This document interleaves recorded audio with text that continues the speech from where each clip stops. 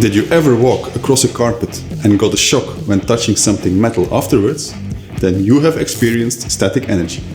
The energy that builds up in your body will find its way out and result in a little spark when you touch a doorknob, for instance. You can imagine that these sparks could cause serious problems when you work in an industrial environment where solvent, fuels, etc. are available, or where sensitive electronic components are used. To avoid these kind of accidents, a lot of safety shoes have different ways of handling electrical charges. Generally speaking, we distinguish two categories: conductive shoes and insulating shoes. A certain range of conductive shoes have a regulated conductivity.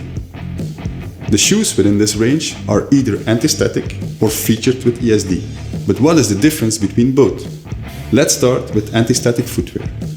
Good to know is that S1, S1P or S3 safety shoes are always at least anti-static.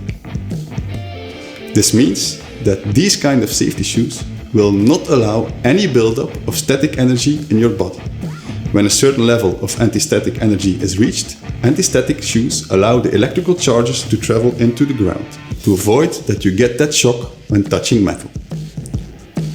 The amount of electrostatic energy that is allowed before it gets discharged depends on the resistance of the shoes. For anti-static shoes, this lies between 0.1 and 1000 megaohm. Compare it with a bucket that overflows when it's full of water. You need to envision that the bucket has holes drilled into it. Anti-static shoes discharge electrostatic energy when a certain amount is built up in your body. How will anti-static shoes help you in your day-to-day job?